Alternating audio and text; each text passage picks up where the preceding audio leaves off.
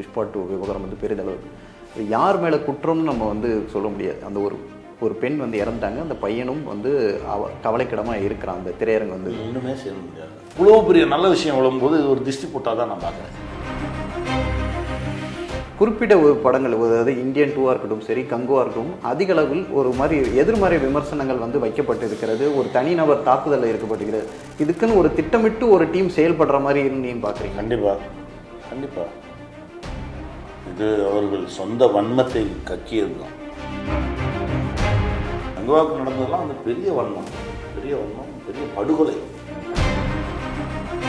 ஒரே நாடு ஒரே தேர்தல். ஏங்க ஒரு தெருவில் போய் மொத்த பற்றியும் ஒன்றா பார்க்க முடியல, மொத்த பற்றியும் ஒன்றா பார்க்க முடியல. ஒரு குடும்பத்தில் முதல்ல பூரா பேரும் ஒற்றுமையாக இருக்காங்களா? எல்லாரும் காசு காசு காசு காசுன்னு ரொம்ப கொடுமையாக இருக்கும். நீங்கள் வந்து பார்த்தீங்கன்னா காவல்துறை அதிகாரிகள் ஆரம்பித்து எங்கே போனாலும் காசு காசு காசுன்னு. தந்தி டிவி நேயர்களுக்கு வணக்கம். இன்றைய சிறப்பு நேர்காணலில் திருமாணிக்கம் படத்தின் கதையின் நாயகனாருக்கும் திரு சமுத்திரகனி அவர்களுடன் தான் நம்மளுடைய உரையாடல் இருக்க போது. நிறைய கேள்விகள் இருக்கு, வாங்க கேட்கலாம். சார் வணக்கம். வணக்கம் சார். எப்போவுமே தமிழில் வந்து ஒரு மாதிரி சாஃப்டாக பாவப்பட்ட ரோல் அப்படின்னு சொல்லுவாங்கல்ல, இவரை பார்த்தா ரொம்ப பரிதாபக்குரியவர்களாக இருக்குது, இந்த மாதிரி ரோல்கள் பண்ணுறீங்க. ஆனால் தெலுங்குல அதுக்கு நேர் ஆப்போசிட்டாக இருக்குது, ஒரு மாதிரி ரக்கடா ரவுடி, இப்படி ஒரு கொடூரமான வில்லனா அப்படின்ற ஒரு இந்த நேர் டிரான்ஸ்ஃபர்மேஷன்.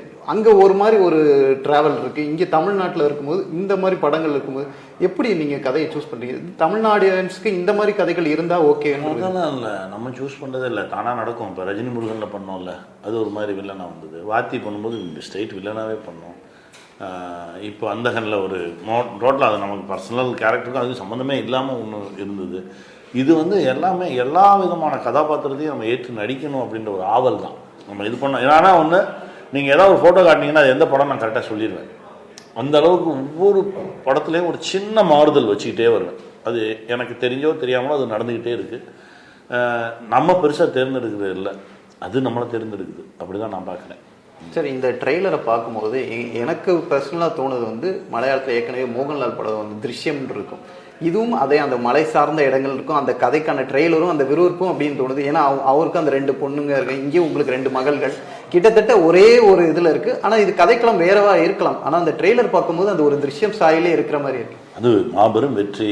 திருஷ்யமாக இருக்கட்டும், பாபநாசமாக இருக்கட்டும், மிகப்பெரிய தாக்கத்தை உண்டாக்கின படம். அதனால் உங்களுக்கு அந்த மலை சார்ந்த இடம் அப்படின்னோடனே அதுவும் போலீஸ் துரத்துறாங்க, விரட்டுறாங்க, என்கொயரி அப்படின்னமா உங்களுக்கு அப்படி தெரியும். ஆனால் மொத்தமாக இது வேற ஒரு எளிய மனிதனின் வாழ்க்கை. ஒரு இயல்பாக வாழணும்னு நினைக்கிற ஒரு மனுஷன், எந்த முகமுடியும் இல்லாமல் நம்ம வாழ்ந்துருமே அப்படின்னு நினைக்கிற ஒரு மனிதனின் போராட்டம் தான். அவனை சுற்றி இருக்கவங்கலாம் எப்படி. அதே மாதிரி நிறைய இளைஞர்கள் வந்து உண்மையாக இருந்து என்னத்தை கண்டோம், நம்ம இந்த மாதிரி ஒரு சில விஷயங்கள் பண்ணி இந்த சூழல்லேருந்து தப்பிச்சிருவோம் அப்படின்ற எண்ணம் வந்து நிறைய பேருக்குள்ளே இருக்குது. அது இல்லைடா தம்பிகளா, நீ வந்து இயல்பாக இரு, உண்மையாக இரு, நீ ஆசைப்பட்டதை விட பல மடங்கு உன்னை தேடி வரும் அப்படின்னு சொல்கிற ஒரு மாறல் இருக்கக்கூடிய ஒரு அழகான திரைப்படம். ஏன்னா இந்த மாதிரி படைப்புகளை தான் இப்போ சொல்லணும். ஏன்னா நிறைய கரப்ட் ஆகிட்டோம், நம்ம சமூகமே ஒரு கரப்ஷனுக்குள்ளே தான் கிடக்குது. கரப்ஷனை நம்ம ஒத்துக்கக்கூடிய மனநிலைக்கு வந்துட்டோம். அதாவது நம்ம அப்படியே அக்செப்டன்ஸ் ஆயிடுச்சு, ஆமாம் பண்ணணும், இதெல்லாம் பண்ணுறதுன்றது வாழ்க்கையின் ஒரு அங்கம் ஆயிடுச்சு.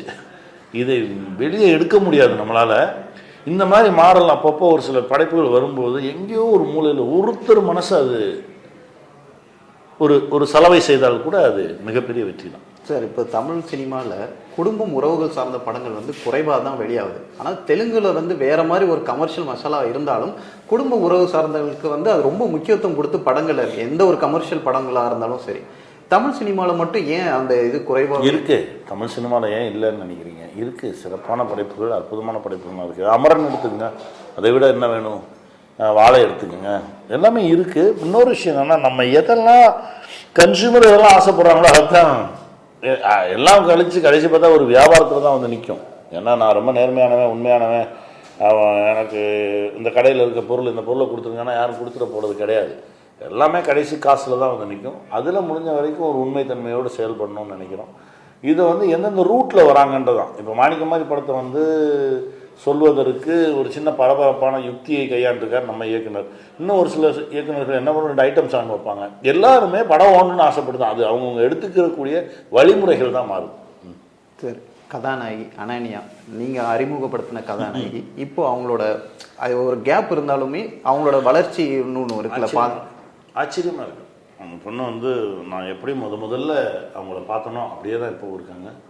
அவங்களுடைய திறமைக்கு எங்கேயோ வந்திருக்க வேண்டியது இடையில ஒரு சின்ன சின்ன அவங்களுடைய விஷயங்கள்னால அதெல்லாம் தாண்டி போயிடுச்சுன்னு நினைக்கிறேன்.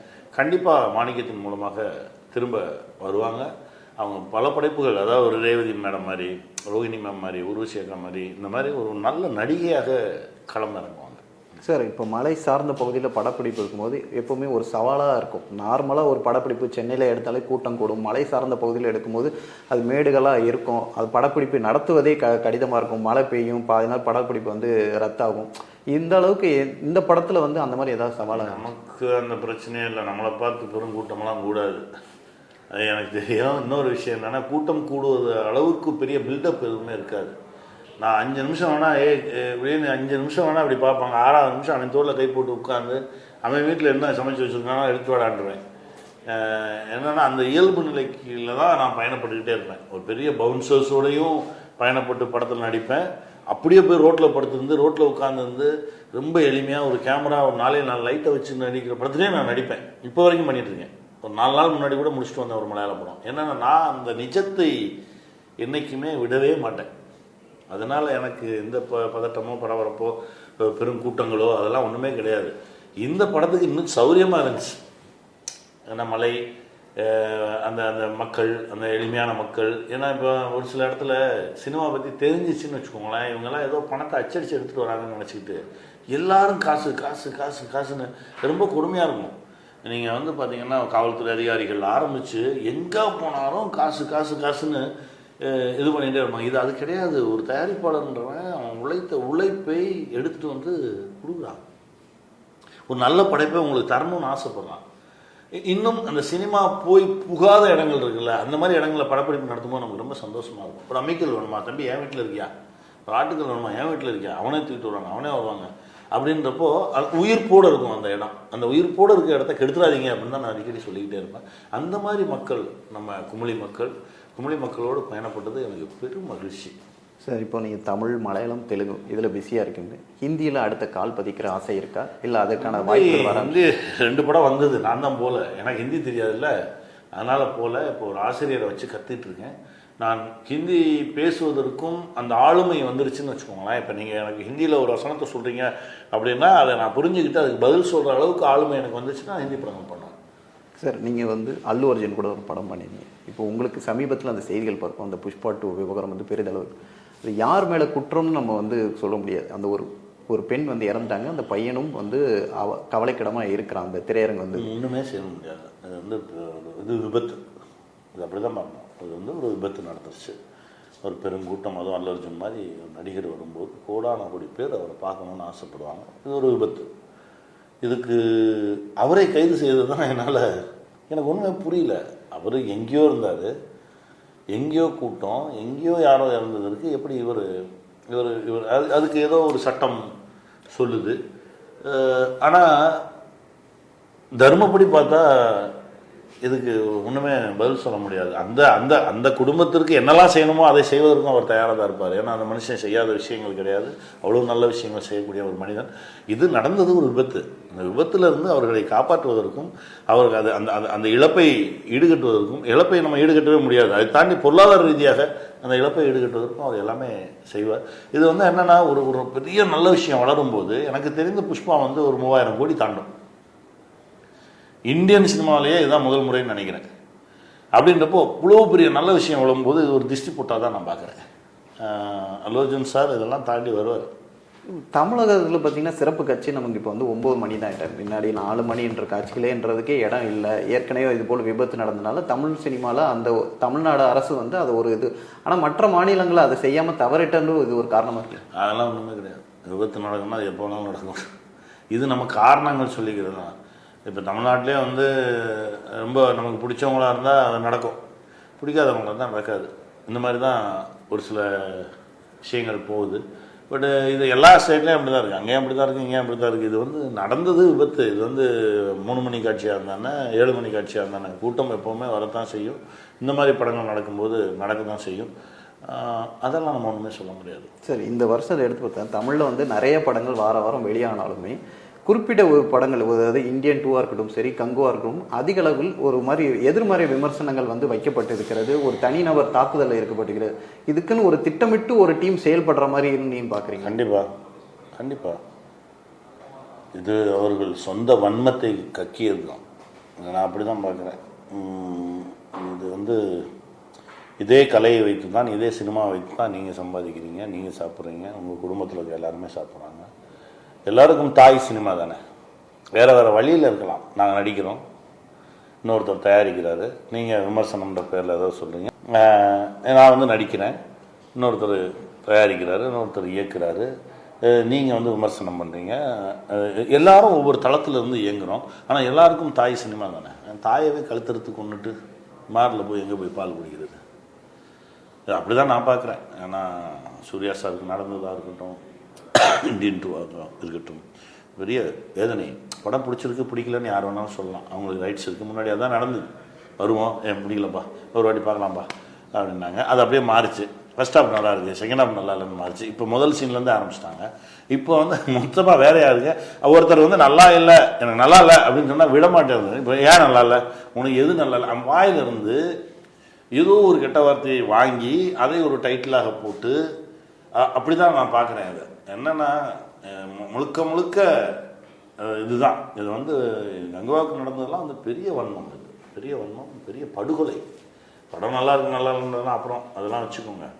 நீங்கள் என்னவா பார்க்குறீங்க, என்னவா இருக்குது அந்த படத்துக்கான உழைப்பு என்ன, இத்தனை பேரோட உழைப்பு, அது எல்லாமே ரொம்ப சாதாரணமாக பேசிட்டாங்க. சூர்யாவை பற்றி என்ன தெரியும் உங்களுக்கு? சூர்யான்ற தனிப்பட்ட மனிதர், அவரை பற்றி என்ன தெரியும்? அந்த மனிதர் இந்த சமூகத்துக்கு என்ன செய்யணும்னு ஆசைப்படுறாரு, என்ன செஞ்சுக்கிட்டு இருக்காரு, அவர் எவ்வளோ தூரம் இயங்குறாரு, அதெல்லாம் உங்களுக்கு யாருக்குமே தெரியாது. தனிப்பட்ட மனிதரை பற்றி பேசுவதற்கு யாருக்குமே இங்கே ரைட்ஸே கிடையாது. நீங்கள் படைப்பை பற்றி பேசுங்க, படைப்பு பிடிக்கலன்னு சொல்லுங்கள். ஏன்னா அவர் கூட நான் பயணப்பட்டதால் சொல்கிறேன். ஒரு ஷார்ட் முடிச்சுட்டோன்னே இந்த ஷார்ட்டுக்கு நம்ம எவ்வளோ சக்தி கொடுத்துருக்கோம், நம்ம கொடுத்துருக்க சக்தி சரியானதா, இது சரியாக போய் சேருமான்னு அவ்வளவு தூரம் டெடிக்கேட்டடாக 100% அந்த ஷார்ட்டுக்கு உண்மை சேர்ப்பவர் சூர்யா. ரொம்ப சாதாரணமாக பேசிட்டாங்க. என்னால் அந்த விஷயத்தை ஒத்துக்கவே முடியல. ரொம்ப வருத்தமாக இருந்தது, ரொம்ப கஷ்டமாக இருந்தது. எப்போவுமே சூர்யா சொல்லுவார், எதாவது செய்யணுண்ணே, ஐயோ இத்தனை பிள்ளைங்க, நான் ஒரு சில இடத்துக்குலாம் போகிறேண்ணே, ரொம்ப கஷ்டமாக இருக்குண்ணே, எதாவது செய்யணும், நம்மளால் முடிஞ்சதை செஞ்சுருவேண்ணே, ஆனால் பத்த மாட்டேங்குது, இன்னும் செய்யணுண்ணே. இந்த வார்த்தையெல்லாம் வந்து எவ்வளவு பாசம் இந்த சமூகத்தின் மீது இருந்தால் அந்த உள் மனசுலேருந்து வரும். நீங்கள் சாதாரணமாக கொத்தி எறிஞ்ச மாதிரி அப்படி கொத்தி போட்டுட்டீங்க அப்படின்றது தான் எனக்கு ரொம்ப பெரிய வலி. இதெல்லாம் பாவம், இது செய்யக்கூடாது. சரி, உங்களோட படங்களாக நான் அடுத்த வருடம் எதிர்பார்க்குறது கேம் சேஞ்சர், அது பொங்கலில் வணங்கான், அடுத்தது வந்து இந்தியன் 3, இட்லி கடை, இன்னும் நிறைய இருக்கு. பட் ஆனால் ஸ்டார்டிங் தொடக்கத்தில் இந்த படங்கள் தானே வெளியே வருது. இட்லி கடை எனக்கு தெரிஞ்சு வந்துடும், மார்ச் ஏப்ரல்லாம் வந்துடும். காந்தான்னு ஒரு படம் பண்ணிட்டு இருக்கோம். தம்பி துல்கர் சல்மான் அவர்களோடு நானும் நடிக்கிறேன். என் தம்பி செல்வா இயக்குறாரு. தமிழ் படம் தான். ராணா வந்து அவரும் நடிக்கிறாரு. ராணா சார் தான் ப்ரொடியூஸ் பண்ணுறாரு. ராணாவும் துல்கர் சாரும் சேர்ந்து ப்ரொடியூஸ் பண்ணாங்க. துல்கர் சல்மான் கூட இப்போ அந்த லக்கி பாஸ்கர் வந்து பயங்கரமாக, அதான் சொல்கிறாங்க, படைப்பு நல்லா இருந்தால் அது எல்லா கதவுகளையும் தட்டும், போய் கூப்பிட்டு வரும். அவ்வளோதான். நீங்கள் இது சரி அது சரியில்லை, நீங்கள் என்ன சொன்னாலும் அதை தடுக்கவே முடியாது. படைப்பு சரியாக இருக்கும் பட்சத்தில் அது அதோட வேலையை பார்க்கும். சரி, இறுதியாக உங்களோட விருப்பமான கருத்து தான், ஒரே நாடு ஒரே தேர்தல் அமல்படுத்த விருப்பம் மத்திய பார்வை ஒன்றுமே தெரியல எனக்கு. அந்த அளவுக்கு அரசியல் பார்வையும் இல்லை எனக்கு, அது ஒன்றுமே புரியல. அது அதனால வர ப்ளஸ் மைனஸ் அது ஒரு பெரிய ஆய்வு பண்ணி அது வந்து ரொம்ப பெரிய விஷயம். அது சாதாரணமான ஏங்க ஒரு தெருவில் போய் மொத்த பற்றியும் ஒன்றா பார்க்க முடியல, மொத்த பற்றியும் ஒன்றா பார்க்க முடியல. ஒரு குடும்பத்தில் முதல்ல பூரா பேரும் ஒற்றுமையாக இருக்காங்களா? இது எவ்வளோ பெரிய விஷயம். அது பெரிய மாபெரும் ஆய்வு. ஏதோ போக்குலலாம் இதுக்கெல்லாம் கருத்து சொல்லிட முடியாது. சார், இவ்வளோ நேரம் உங்களோட பொண்ணான நேரத்தை எங்களோட டைம் ஸ்பெண்ட் பண்ணதுக்கு ரொம்ப நன்றி. எனக்கு ரொம்ப மகிழ்ச்சி, சந்தோஷம். செய்திகளை உடனுக்குடன் தெரிந்து கொள்ள உடனே சப்ஸ்கிரைப் பண்ணுங்க.